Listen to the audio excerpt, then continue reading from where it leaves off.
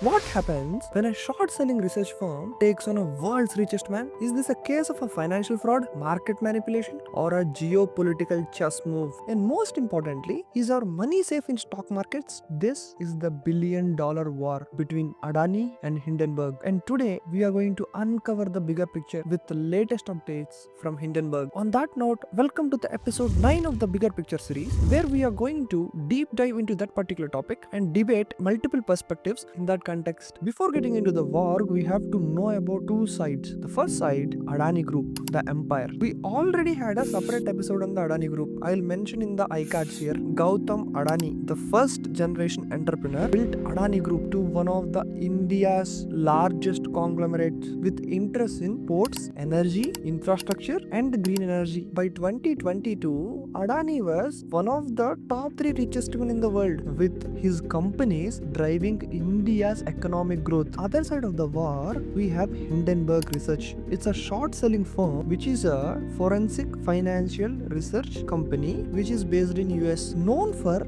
exposing publicly traded companies. Their strategy, short selling. They investigate into companies' matters and then they reveal the weakness of the companies so that the price falls down and they will get profits in short selling. In January 2023, the Hindenburg Research took their biggest bet on Adani Group, taking down Adani Group with 106-page report. The Hindenburg report. What did it reveal? Hindenburg in this 106-page report have accused Adani Group for stock manipulation, accounting fraud, and corporate misgovernance. Many key allegations include stock price manipulation. Adani's stock prices are unrealistically too high in the market. Hindenburg have accused this particular point. They alleged that offshore shell companies controlled by Adani Group started to inflate the stock prices. The group had over $30 billion of debt, raising fears in financial bubble. Adani allegedly placed his family members in the key positions. This is raising red flags about oversight. Multiple entities in Mauritius and Caribbean were suspected being used for money laundering and artificial stock price inflation. The fallout, how Adani responded. The immediate impact on the Adani Group was catastrophic. Adani Group have lost more than $100 billion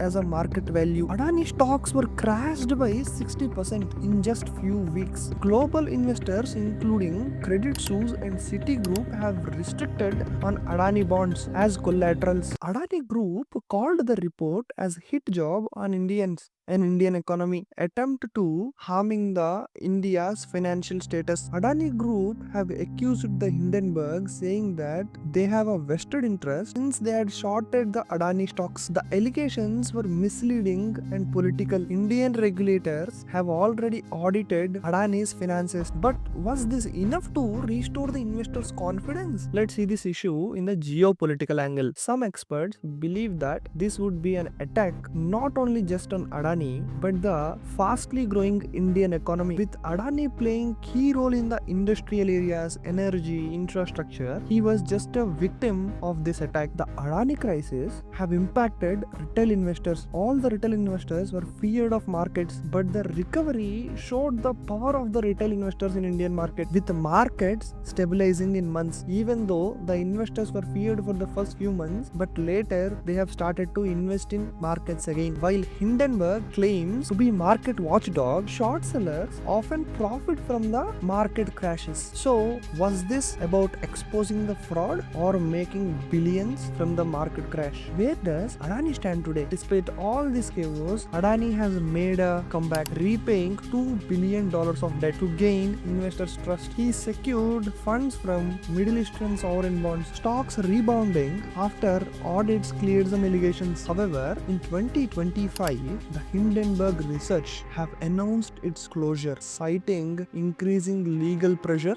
and regulatory challenges in short selling business. This has led to speculation whether Hindenburg was forced to leave the industry or Did it complete what it has been set up to do? The battle isn't over, but Adani has weathered out of a storm. Who really won in this battle? Adani was Hindenburg. Wasn't just about a single company. It's about the power, it's about perception and money. Did Hindenburg really expose Adani or just made money out of the fear? Did genuinely Adani engage in a fraud or it is a calculated move on growing India's economy? Most importantly, where does it leave investors? As we move forward, this case will be remembered as one of the biggest financial battles in modern history. Markets are built on trust, but what happens if the trust itself is manipulated? Are we truly in control of our financial investments or we are just pawns in the financial war? But the big picture remains. Do you think so? Adani is really engaged in all the allegations of Hindenburg or just Hindenburg wants to make money so it made a report of 106 pages? What do you think so? Let's continue this debate in the comment section. Share with your friends who are interested in Adani versus Hindenburg. Thank you so much for watching the episode 9 of the bigger picture series, Adani versus Hindenburg, the $1 billion battle. This is Rohit D. Sharma signing off until next video.